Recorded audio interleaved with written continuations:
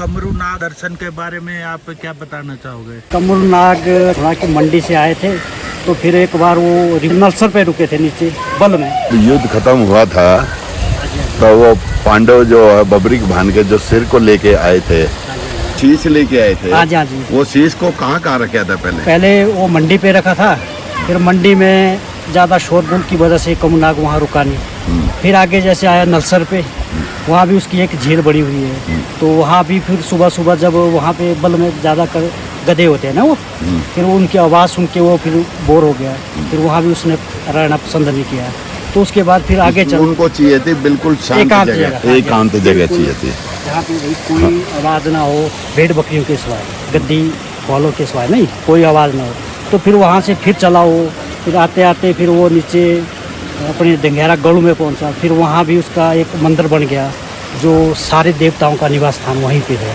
तो वहाँ से फिर ऊपर चला, फिर वो ऊपर कमरूनाग की झील के पास पहुँचा। वहाँ एक छोटा सा गड्ढा था जो भीम ने बोला कि अपनी बाजुओं से मारा था, वहाँ तो छोटा सा पानी निकला हुआ। पहले उस चीज को यहाँ पे रखा है, पर उन्हें कहा कि मैं पानी कैसे पीऊंगा, और प्यास लगी थी। तो भीम ने उस टाइम वो गुस्सा मारा, गुस्सा मारने के कारण वो एक तालाब बन गया, और अर्जुन ने तीर चला के उसमें पानी निकाल दिया। तो फिर कमरूनाग जी वहाँ रहना पसंद किया। फिर गांव के लोग थे जो बिल्कुल शांत स्वभाव के भेड़ बकरी। कमरूनाग जो है ये वही बबरीक भान है जिसको पांडव यहाँ लेके आए थे, उन्होंने अपने हाथों से यह जगह स्थापित किया, और यह विष्णु का अवतार है, क्योंकि इनका गुरु जो तो विष्णु है। और जब उसमें बोला गया था कि भाई कलयुग में मेरे नाम से पहचाना जाएगा, पूजा जाएगा, मेरी जो शक्ति हैं वो आपके साथ होंगी। और इनको वहीं पे कुरुक्षेत्र में ही इनके जब वो शीश का दान दिया, तो युद्ध देखने के लिए जब इनको अमृत पिलाया गया था ताकि ये अमर रहे और पूरा युद्ध देखे। कमरूनाग को वो तो उनका परिवार ही है ना, परिवार ही है, परिवार है वो तो उनका। देखो दोनों तरफ से उन्हीं का परिवार था। तो वो तो कुछ भी दान जैसे कर्ण के नाम पे दान आया, इसलिए ऐसा ही नाम इनका दानवीर। कमरूनाग को भी दानवीर बोलते हैं जिन्हें शीश का दान दिया था। तो इसलिए कर्ण के साथ इनका नाम इसलिए जुड़ता, एक दान उन्होंने दिया था और एक दान इन्होंने दिया था। तो यही यहाँ की महिमा है। बिल्कुल जी, बिल्कुल। ज़्यादा नॉलेज तो हमें है नहीं, पर बुजुर्गों से सुना था जितना हमें याद है। पीढ़ियों दर पीढ़ी जो चलती आई है, गांव में एक महिमा चलती आई है, वो आपने सुना है और वही आप बता रहे हैं। हाँ, ये तो है। यहाँ ये किसी किताबों में तो ये लिखा हुआ नहीं है। और जैसे उस टाइम जो उन्होंने शांति के लिए जगह चुनी थी, क्योंकि वो युद्ध उस टाइम देखे तो उन्हें देख लिया हमारा तो परिवार है, दोनों तरफ हमारा परिवार है। वो मोह माया जिसमें हम अलग पलज रहते हैं, वो उनने सब कुछ देख लिया। तो अमरता का वरदान उनको मिल गया था कि जो कृष्ण जी ने उनको अमृत पिलवाया था, और तो उसके कारण के थे अमर हो गए। तो इन्होंने ये था कि एकांत चाहिए थी, शांति चाहिए थी। ये संसार की मोह माया जो है वो सब कुछ देख कर ना उसका मन विचलित हो गया था। तो वो एकांत ढूंढते ढूंढते जब पांडव उस शीश को लेके आए, तो पहले रखा कौन सी जगह बताया आपने? मंडी में। और मंडी के बाद आगे आता है एक बल में नलसर। जी जी, वहाँ उस जगह रखे, उस जगह पे पर वहाँ पास में गधों की आवाज आती थी, तो इसलिए वहाँ से भी मना कर दिया। ठीक है। और मंडी से भी उन्होंने मना कर दिया था कि यहाँ भी नहीं, यहाँ भी भीड़ भड़का है, शोर शराबा है, और लेकर आगे चलो। आगे चले तो जब ये कमरूनाग घाटी पे आए, इस घाटी पे आने के बाद वो एकांत जगह मिली, और जहाँ जगह मिली तब ये उन्होंने ऐसा यहाँ शीश रखा। और वो शीश रखने के बाद उन्होंने उस टाइम फिर कहा था कि भाई प्यास लग रही है, तो भीम ने जो गुस्सा मारा तो वो गड्ढा बन गया। भीम ने कहा था गड्ढा मैं बना दूंगा, और अर्जुन ने तीर चला के उनको पानी निकाल दिया। तो उसी टाइम से जो भी है, हमने वो पंडित से भी पूछा है, औरों से भी पूछा, गांव वालों से, सबका कहना यही था। ठीक है ना। और जो भी हम मन्नत मांगते हैं वो पूरी होती है।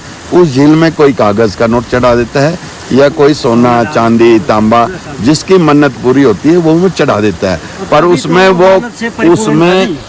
उसमें जो धातु के रूप में जो भी चढ़ता है वो उसमें गायब हो जाता है। तो इसमें पता नहीं कितने टनों हजारों टन कितना सोना चांदी है।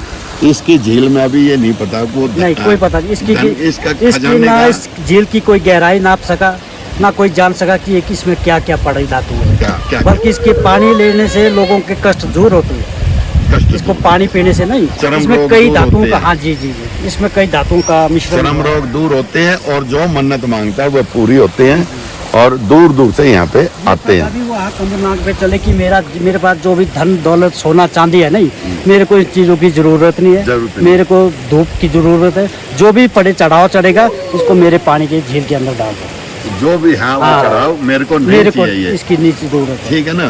हाँ, सिर्फ उनको तो धूप है, आओ प्यार से अपने धूप जगा दो, बस शांति से आए, शांति से आए शांति से जाए, बस ये हारे का सहारा। हाँ जी हाँ जी बिल्कुल, हारे का सहारा, ये तो हारे का सहारा है। जो दिन दुखी आएगा उनके सबके कष्ट मिटे गए। इतना दूर है सर, आप तो खैर दिल्ली पंजाब वाले हैं, हम यहाँ लोकल है, हमें भी आपको भी यहाँ आके सुकून मिलता है। जब हम भी ऐसे जाते हैं ना पहाड़ी पे कमरूनाग की जाएंगे तो वहाँ पर जाएंगे तो आपको भी शांति का एहसास होगा, हमें भी होता है। तो बड़े बुजुर्गों ने अपनी महिमा जो देखी गई थी वही अपने बच्चों को सुनाते आए और वही फैलती रही है, वही फैलती रही, वही है। बाकी और विष्णु अवतार ज्यादातर है कुछ ये भक्त है ना, अगर वो खाटू श्याम या बबरी का नाम लेने में हिचकते हैं, और क्योंकि बड़ा रूप हो गया विष्णु भगवान का, है तो उन्हीं का वो भाई, उन्हीं की शक्ति उनके साथ है, उन्हीं के साथ है, बबरी भान के साथ में।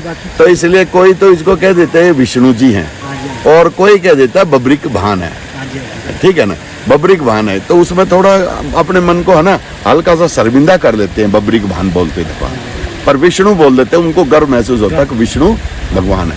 पर सेम चीज है कि इनके साथ में ये तो वरदान मिला हुआ था, विष्णु का जितनी विष्णु की शक्तियां हैं वो इनके साथ में है, वो इनके साथ में है। तो इनको चाहे विष्णु कह दो या बबरिक भान कह दो, एक ही बात है। और ये बोले भी गए थे खाटू श्याम के नाम पे होएगा, पर असली चीज यही, अब गांव वालों से आसपास से सबसे पूछा है तो उनसे मिलने में यही आया कि युद्ध के बाद इस चीज को लेकर पांडव इधर आए, पहले मंडी में रखे हैं, शोर शराबे के कारण से ये दिक्कत आ गई थी कि यहाँ नहीं, शांत जगह चाहिए मेरे को। फिर वो दूसरी जगह कौन सा नाम लिया आपने, नरसर, वहाँ गधों की आवाज आ रही थी, वहाँ भी मना कर दिया। फिर तीसरी जगह ये पांडव हर आए थे और यहाँ उन्होंने एकांत दे के यहाँ रखा और यहाँ उनके लिए पानी की व्यवस्था की, यहाँ तब से ये है। और वही जो चीज उस टाइम थी वही चीज कोई भी जाता आज वो महसूस करता है, वही शांति महसूस करता है। जिस शांति के लिए बबरिक भान ने ये जगह चुनी, स्वयं चुनी उसने, लेके आए थे पांडव युद्ध के बाद। तो यही यहाँ की घटना है सारी, यही महिमा है यहाँ की सारी। जी सर, यही जितना आप जानते हैं, जितना जानते हैं इसमें कोई मिलावट तो नहीं है, कुछ मिलावट नहीं है, प्योर यही है। जो गाँव जो भी बोलेगा यही बोलेगा, जो भी बोलेगा गाँव क्योंकि पूरी हिस्ट्री, हाँ जी हाँ जी, जितना कोई लोग जानते हैं यही बोलेंगे। हाँ, जिसके पास भी जाओ आप, जिससे भी पूछेंगे यही मिलेगी सर, सारे हर जगह एक ही हिस्ट्री मिलेगी। हाँ जी, तो बोल दो श्री कमरू नाग की जय, देवता की जय हो, हारे के सहारे की जय हो। मैं टिकेंद्र राणा, गांव भलोटी, जीवनी वैली से बोल रहा हूं।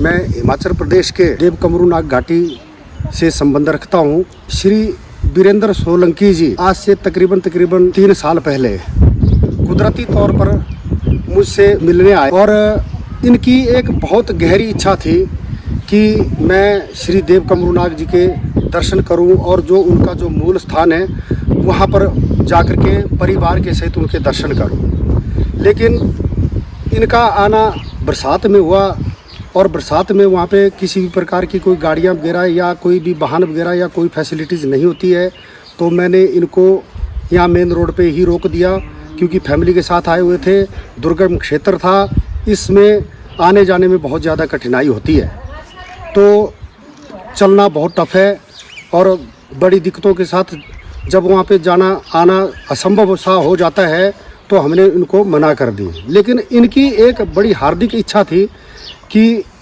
श्री देव कमरूनाग जी के दर्शन जरूर करने हैं।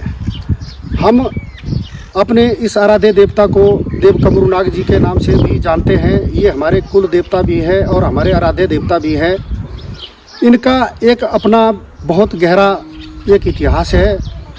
इनका इतिहास महाभारत से मिलता है और महाभारत में इनका नाम बर्बरी के नाम से हुआ करता था। इनको माता जी की कृपा से, माँ शक्ति जी की कृपा से एक ऐसा वरदान था कि जिस भी ओर ये लड़ाई में भाग लेते हैं उस तरफ जीत होती थी, जिसका आभास सिवाय भगवान श्री कृष्ण जी के किसी को नहीं था। और ये जब अपने महाभारत के युद्ध में जब भाग लेने कुरुक्षेत्र को जा रहे थे तो भगवान श्री कृष्ण जी ने इनको रास्ते में ही एक छलिया के रूप में छल दिया और इनसे अपना शीश वरदान के रूप में मांगा। और इनके पास एक ऐसी शक्ति थी कि इनके पास सिर्फ 3 बाण ऐसे थे कि जिससे ये पूरे के पूरे एक ही बाण के साथ जो है पूरे के पूरे कुल का विनाश कर सकता था। इस शक्ति का आभास सिर्फ श्री कृष्ण भगवान जी को ही था। और उन्होंने जब इनका शीश भगवान श्री कृष्ण जी ने काट करके मांग लिया, उसके बाद जो है इन्होंने विनती की कि मेरा जो है शीश युद्ध जरूर देखेगा। अब युद्ध में पांडवों की जीत हुई। उसके बाद असली कहानी में बात ये आती है कि भगवान श्री कृष्ण ने इनको अपना ही स्वरूप और शक्ति स्वरूप मान करके इनको पांडवों का आराध्य देवता मानते हुए पांडवों को ये हुक्म किया कि अब इनकी प्राण प्रतिष्ठा कहीं अच्छी जगह पर की जाए। तो इसी के चलते हुए पांडव श्री देव कमरूनाग जी को बर्बरी के नाम से जो मशहूर हैं उनको स्थापित करने के लिए जगह जगह घुमाते रहे और हमारे हिमाचल प्रदेश के मंडी जिला के नलसर गांव तक ले आए। और वहां पर रात को जैसे ये ठहरे तो सुबह वहां पे उनकी प्राण प्रतिष्ठा एक झील के किनारे करने लगे। तो वहां पर सुबह सवेरे वहां पर गधों के हिनाने की आवाज़ को सुन करके तो वहां से श्री देव कमरूनाग जी वहां पर रहने के लिए मना कर गए। उसके बाद धीरे धीरे चलते श्री देव कमरूनाग जी और पांडव हमारे इस बहुत रमणीक स्थान देव कमरूनाग जी की घाटी में तकरीबन 11,000 फीट की ऊंचाई पर जो हमारा इनका मूल स्थान है, वहाँ पर रात को जैसे ये ठहरे तो श्री देव कमरूनाग जी को इनका जो ये स्थान अपना जो ये स्थान बहुत अच्छा लगा और ये वहीं पर ठहर गए। और जब सवेरे पांडव इनको वहाँ से उठा करके ले जाने लगे तो उनसे ये उठाया नहीं गया। तो फिर जब देव कमरूनाग जी से पूछा गया कि क्या आप यहीं पे रहना पसंद करेंगे, तो इन्होंने हाँ कर दी और इन्होंने कहा कि मैं एक ऐसी जगह पे रहना पसंद करूँगा और जहाँ पे एक बहुत बड़ी झील का भी निर्माण हो। कथा के अनुसार सुनने में मिलता है कि भीम ने अपने दाएं हाथ से एक पहाड़ को खोद करके एक झील का निर्माण किया और देखते देखते झील पानी के साथ भर गई। और उसके बाद देव कमरूनाग जी का उस रमणीक स्थान पर तब से लेकर आज तक जो है निवास है। इनका मूल स्थान मूल मंदिर वहीं पर है। और एक मान्यता के अनुसार इन्होंने शांति की मनोकामना के चलते हुए एक ऐसे स्थान को चुना हुआ है जहाँ से अगर कोई भी सैलानी या कोई भी श्रद्धालुगण आता है तो आप देखेंगे कि उनके मंदिर से या झील से दुनिया का कोई भी पहाड़ चोटी या कोई भी दूसरा स्थान बिल्कुल भी नहीं दिखाई देता है। तो ये हमारे कमरूनाग जी की एक बहुत बड़ी कृपा है। आज हमारा मंडी का शिवरात्रि जो मेला लगता है, अंतर्राष्ट्रीय मेला है, तो जब तक इनकी उपस्थिति नहीं होती है तब तक यहाँ वहाँ का मेला आरंभ नहीं होता है और इन्हीं के वहाँ पर आगमन से मेला आरंभ होता है और इन्हीं के वापस आ जाने पर मेले का समापन होता है। आज मुझे बड़ी खुशी के साथ कहना पड़ रहा है कि एक अनजान सी जान पहचान के अंतर्गत मेरे बड़े भाई वीरेंद्र सोलंकी जी, जो कि दिल्ली के पालम गांव से संबंध रखते हैं, कुदरती तौर पे जो हमारा इनका आपसी जो मिलन हुआ है, लेकिन देवता हमारे जो कमरू नाग जी हैं, इन्होंने भी इनकी बड़ी कठिन परीक्षा ली है। आज शायद 3 साल बाद इनको दोबारा मौका मिला है। जो हमारे यहाँ के प्रमुख स्थल है, जो बहुत ही रमणीक और सुंदरता से भरे हुए हैं, माता शिकारी योगिनी भगवती जी के मंदिर का दर्शन करने को मिला, और परिवार के साथ जो है इनको श्री देव कमरू नाग जी का दर्शन करने को मिला, जिसका शायद कुछ श्रेय हम जैसे छोटे पापी आदमी को भी मिल सकता है। हम भगवान जी से कामना यही करते हैं कि आपके पास जो भी श्रद्धालुगण बड़े दूर दूर से आते हैं, उनका आप इसी तरह से ख्याल रखें और उनके ऊपर कृपा दृष्टि बनाए रखें। एक मत के अनुसार कहा यह भी जाता है कि जो हमारे बाबा जी श्याम खाटू वाले जी हैं, उनका ही यही रूप है। मतलब आपसे जितना हमने सुना है तो पांडव जो है शीश को लेके यहाँ आए थे, और रिंगस जो राजस्थान में है वहाँ जाके वे प्रकट हुए या भाई किसी के दर्शन दिया, वो इच्छा जाहिर किया कि यहाँ मेरा मंदिर हो। तो ये है कि असली जो शीश है पांडव यहाँ लेके आए थे, वहाँ प्रकट कह लो या भाई दर्शन दिए, वहाँ उस स्थान पे भी खाटू श्याम जी का जो है वो मंदिर है, वो वही यही है जो वहाँ पे भी पूजे जा रहे हैं राजस्थान में। वो यही वाले यहाँ पे बाबा बबरीनाथ को जो है श्री कमरू नाग जी के नाम से जाना जाता है, वहाँ पे खाटू श्याम जी के नाम से रिंगस में जाना जाता है। जिस एकांत और शांति के लिए आए थे, मैंने भी वहाँ दर्शन करे, मत्था टेके अपने परिवार के साथ में। मेरे को जिस शांति के लिए आए थे वैसी ही शांति मेरे को अनुभव हुई है, और इतना अच्छा लगा कि वहाँ से मेरे वापस आने को ही मन नहीं कर रहा था।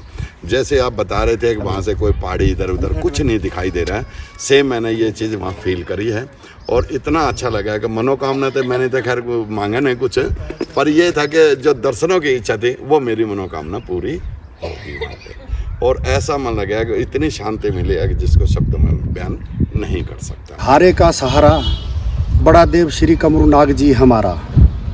मैं इनके बारे में एक छोटी सी बात आपको और कहना चाहता हूँ। हमारे यहाँ पे बताया गया है कि 9 ग्रह 10वां कमरा, कमरू नाग जी को हम कमरों के नाम से भी जानते हैं।